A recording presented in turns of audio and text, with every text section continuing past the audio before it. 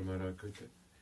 Okay, so this is a big hello to everybody in the United Kingdom, and we want to do a series now, a series of videos. We do these promotional videos for Campus Press. I'm Peter Cleave, I am the editor of Campus Press, one of the editors, and the owner. Campus Press has been going for a long, long time, ever since 1992, and we are now doing several things in the UK. So I just wanted to make a couple of introductory comments. Right now, what we're up to, and we're following some requests in for the first in our series of monographs. These are small books, 50-odd page, between 50 and 100 pages, and the idea is that a published paper, a paper that's already been reviewed somewhere else, is expanded a little, prettied up, given a few more photographs, and made to be attractive, I guess. The difficulty being that academic publications are quite often, in a word, dull. And the idea here is simply to make them attractive and make them accessible too, because we have been working with online publications, and part of the idea here is to actually get into physical manifestation. So the last one is Whenua Mā Wai, Land by Water, all about the way the New Zealand government and iwi Māori, Māori tribes are working together to have a policy with regard to fresh water.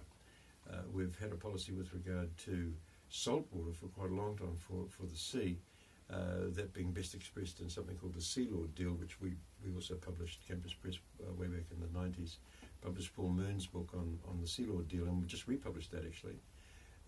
But now we've got freshwater. So Whenua Mā Wai really is the kind of answer to, or a correspondent, or some kind of supplement, I guess, to a complementarity to the Sea Lord Deal, looking at this time at fresh water.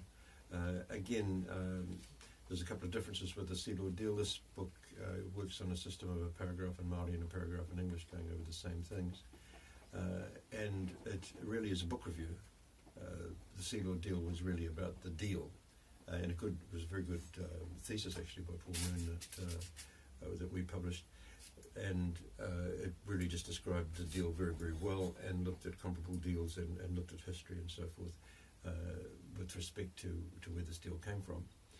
I must say that I'm saying that now because had it not been for the Sea Lord Deal, then a lot of the thinking that is the thinking with the oceans, the saltwater that went on, is similar to the thinking that's gone on with the freshwater quota systems and so forth.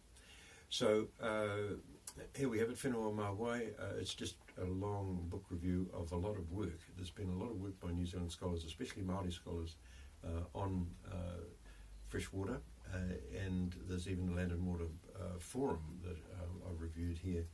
That's been in existence for a while, but it is interesting internationally because I can't think of anything comparable internationally. Mostly there are quite disparate ways of treating Indigenous rights to water, such being the forgetting of them altogether, or a hodgepodge of partial arrangements in Australia, the USA and so forth, and other places. And I do think that New Zealand is setting some kind of platform here. Yours, Peter Cleave. Now then, the ISBN for Whenua Mā Wai, 9780 994 119223. And thanks, by the way, for the interest in the first of these, the book on Brahms. Kia ora mai rā koutou katoa.